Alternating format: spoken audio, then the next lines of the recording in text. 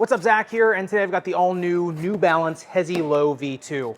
Let's get into them. And just a quick word about just New Balance budget shoes in general. I have noticed versus really any other company that Adidas is up there too, but New Balance in terms of their budget shoes, they've had a history of where their budget shoes are just as good in terms of performance as their flagships. A few years ago, the New Balance 796, which is a budget shoe, got Tennis Shoe of the Year from me. So, like I said, I think Adidas does a really good job with that as well. But just with that being said, just remember that this is a budget shoe.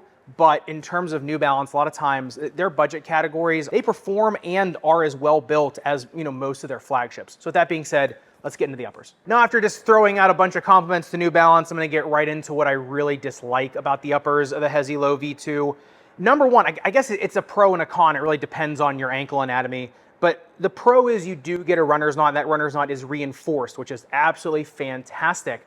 The problem with that is that if you try to use the runner's knot, number one, the laces provided, unless you're a very low volume foot, are not long enough to do a runner's knot. You really got to crank really hard. And when you do, the medial side or the inside of your ankle gets really rubbed raw by that last kind of strand of lace that's going across to create the runner's knot. Now, I noticed with these though, that the pro of that is if I didn't use the runner's knot, I just used that apex hole, right, the highest one, I really didn't have any heel slippage. Really, it was mild to none, even right off the jump. And that's because, number one, the tongue is very thick and padded. Even with that thick padded tongue, like I said, it was still getting irritation from the laces. I think just where the laces lie on the shoe versus how the shoe comes up on your ankle, right? It's just the anatomy of the shoe. But if you're using a standard lace eyelet, like I said, the tongue is padded very, very well, so the lockdown is good. I still had a tad bit of lace irritation, I'd say for an hour or two on these until I broke them in. After that, it really was no problem whatsoever. Now, if you go further into the shoe, as you can see, it is a very, very tight weave that goes all the way around, kind of from the midfoot into the forefoot, and then in the rear foot, you do get an external, very sturdy plastic heel counter. Then that also doubles up with an internal heel counter as well. So in terms of the rear foot, these things stay as stable as any shoe on the market is. Actually, it's pretty crazy how stable the rear foot is, but also how well they lock down initially. Usually those two are inverse correlated. Now, as you go down that lace line, like I said, the tongue does have some breathing, not much. The forefoot, the padding underneath of there, as you can see, it is completely solid backed, and there are, two pretty distinct padded layers of the uppers there. So if you look at this thing on the breathability test, honestly, yeah, this is a miracle to me. It only heated up 116.1 degrees. And although, no, that is not elite, that's starting to get, into a little bit more heat trapping territory. Like I said, it's not terrible, but it's not great either. You look at the breathability mapping of this, no fog is getting out of anywhere. And that's because of the underside right of these uppers. If you look at these uppers on the microscope on top, it's, just textile weave, right? It kind of goes into some different patterns. And like I said, it's pretty, tight weaving in there. So in terms of heat, the materials themselves actually do a pretty decent job of managing heat. It's the moisture, right, that is going to build up in these shoes. So kind of take that for what you will. I played in these on not a super hot day, and I didn't have any problems, but I would expect if you're outdoors and it's getting, into the upper reaches, especially recently with the heat wave we've been having and it's really humid, that's when I would expect these to start feeling a little bit more bogged down. And on the upper durability test, 10 seconds highest grit sandpaper, this was another shocker. The burr does not make it through that woven layer. What I don't understand is there is a toe drag guard on these. Why didn't they just extend it to the medial side? That's kind of the little bit of the odd, design choice here. Because like I said, they had it. All they had to do is extend it a little bit. There is some exposed foam there, so that's going to start to look a little bit weird. Like I said, the outer layer of the uppers is stronger than you think. I would say expect these to look a little bit weird if you're dragging or sliding. And then just one more word about the uppers. I know this is more midsole territory, but I know this looks like there's plastic pieces here on the lateral flange. That is just foam that has like a little bit of a shiny wax coating on it. So these are not plastic pieces here. So most of the stability in the uppers is the external heel counter combined with the internal, as well as, like I said, very, very strong woven uppers. They're pretty darn strong to blunt force. It's just that, yeah, like I said, they're going to start to look a little bit torn up if you're dragging and sliding on very gritty surfaces, but they did better than I thought they would. But getting in the midsole teardown, kind of, continuing the theme of pretty high build quality, you do get a top-loaded double thickness shank on these things. It does not cross the midfoot, but it does span the entire midfoot. The one thing I did notice is this is an entire bit of fuel cell foam. I did notice even to the naked eye, it does look a little bit more porous, right, than some other fuel cells. It looks a little bit less dense. Look at it on the bounce height test, that kind of correlates versus the Coco CG2s. I got 34 centimeters of bounce height in the rear foot, 32 in the forefoot, versus the CG2 that got 40 centimeters and 36 centimeters. So, like I said, this is a little bit more of a lightweight midsole. Feels great, right? And it has that really just phenomenally strong shank in there. The shoe does bend where it's supposed to bend, and it does not have any instability as a result of that. But I would say these are a little bit more light, airy, kind of nimble shoes versus some other fuel cell, formulations that have a little bit more spring and pop. And getting into the outsole tread, this is basically two separate radial patterns broken up by a little bit of a flat piece of tread in the middle. In the rear foot, it's more of a traditional radial pattern. In the forefoot, it's more of a sun ray type pattern, kind of ripples out from the center, kind of looks like someone's drawing of the sun, which does provide some pretty confident grip when they're clean. If you look at it on the grip test ramp, it doesn't slip till 40 degrees, which, it's getting up there in terms of, a little bit more tacky grip. And then, you look at it there on the viewing box, and then, you are getting some decent rubber movement out of this. It's kind of all moving as a wave. Those ripples are kind of, bending with the shoe, which, is pretty nice. The one thing is they do tend to pick up some dust. I noticed that initially when I had these on, it was just grip city. It was crazy. Really, really nice. Confident grip, but also very kind of nimble grip as well. Then they started picking up some dust, and that's when I started, that's when they were getting a little bit more forgiving. That's when I was noticing a little bit of slide out underneath of me. A quick wipe down does fine. They kind of retain their initial grip once you do wipe them down really quick. So it's not a huge deal, but just know that the initial grip on these, if you want to keep that, just some quick wipe downs with your palm should keep these doing pretty well for you. And looking at the speed ratio of the V2s, they come in at a 2.16, shank score of 0.3, brings it up to a 2.46. And yeah, I think that's really where they belong. We'll talk about the in-flare of these as well when we get to the fit section, but they are very streamlined shoes. They are very easy shoes to get from step to step, especially going coast to coast on. And like I said, even though they're not the lightest things on the planet, they do feel bottom light because the foam is pretty light underfoot. So, like I said, they're not rocket ships. They don't have super springy foam in there, but it's light and airy enough underfoot, plus that shank is long enough. Like I said, plus like the profile of them, they do feel like, speedy shoes, but more kind of easy wearing shoes, right? They just feel kind of easy to run in underfoot, if that makes sense.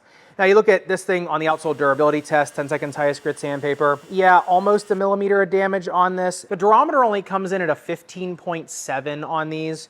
So it's not bad. On outdoor courts, I think if they're not super gritty, I think they're okay if you're not a huge dragger or slider. They're still gonna be best on an indoor hardwood or rubberized court. Like I said, I think if you don't produce a ton of heat and friction on an outdoor court, I think they'd be okay in not very hot and humid conditions, right? More like fall, winter time, I think they would be okay, but still for sure best for hardwood and rubberized courts. And before I get into the fit section, because the fit of these has so much to do with the performance of them, just how the shape of them really affects how these shoes play on court, I did just want to bring attention to kind of my previous basketball lessons that I was taking over the summer. Yeah, I'm still taking them, but over the summer I was, really going hard at it. My coach, Tony Resch, does have a pro shooting course available I wanted to bring attention to just because I had such a good experience with her and just really helped my game. Obviously, I'm not trying out for the Portland Trail Blazers anytime soon, but she really took at least me from having nothing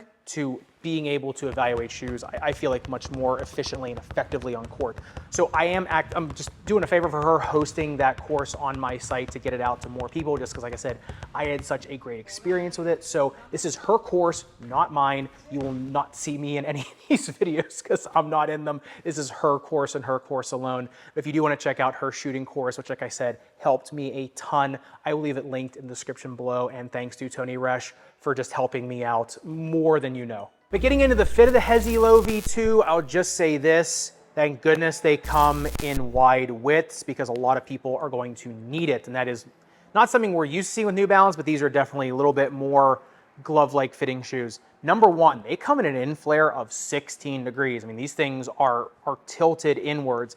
Like I said, that does make them feel very quick, very nimble, very easy to get from step to step, but that also does kind of cram the shoe a little bit. They also come in a hair short. Mine were 28.6 centimeters in length, and then a metatarsal width on their standard D width. I did not get the 2E. I got the standard just, to be able to be consistent. That does come in at 9.5 centimeters of metatarsal width, and then, only 10.3 of toe box width, and then a toe box taper of 29 degrees. So really, when you look at them from the outside, when I saw them at first, it does kind of look pretty boxy from the outside of the shoe, right? It's an optical illusion because inside the shoe, it definitely tapers pretty hard. And then I did notice on foot, my left foot did start to cramp around the outside of my foot. So I would say, if you're a narrow or medium foot, I think you can just go true to size unless you have a really wide styloid process or wide lateral foot.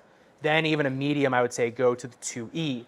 If you're a 2E foot, I can just go true, on the standard size on a 2E. If you're long-toed or long-footed, I would go 1/2 size up on the 2E if you're a 2E. A 4E, I'd probably be going up 1 size on the 2E version, unless, like I said, you're very short-toed, then I think you can go up 1/2 size on the 2E. So, like I said, even a medium foot, I'd probably be going to the 2E on these just because there's just not a lot of room from the midfoot on, right? It just tapers pretty hard. And it was weird because, like I said, it definitely does not look like it does that. But in terms of snake bitten foot, while they're new, they're pretty good for most things, I'd say, except for ankle sprainers.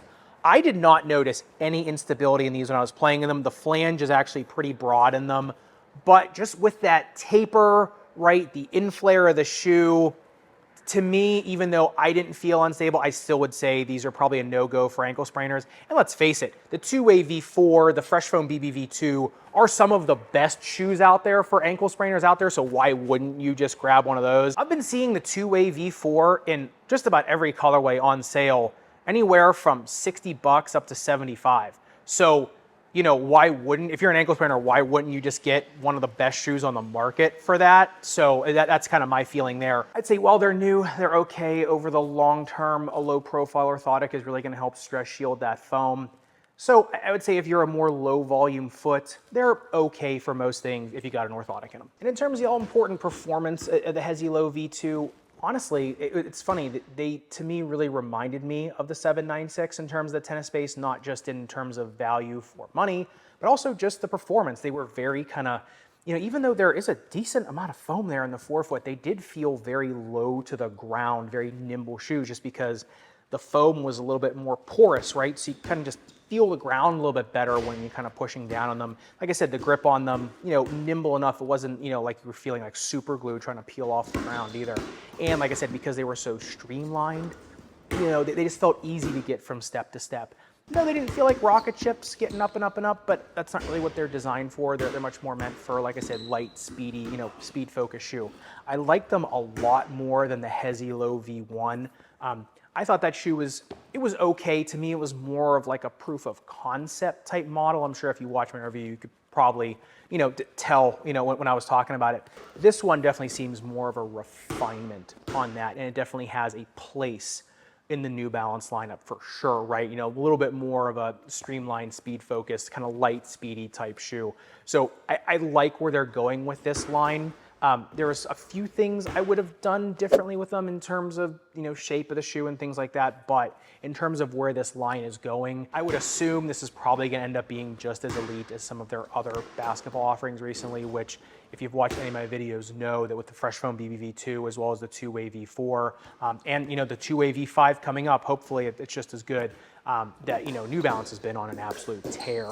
And so I kind of trust the vision of where this line of shoes is going, and you can see from, like I said, from the V1 to the V2, what an improvement in the shoe already it's been. So it's nice to see. I'd love to know your thoughts in the comments down below. If you liked the Hesi Low V1, let me know in the comments down below.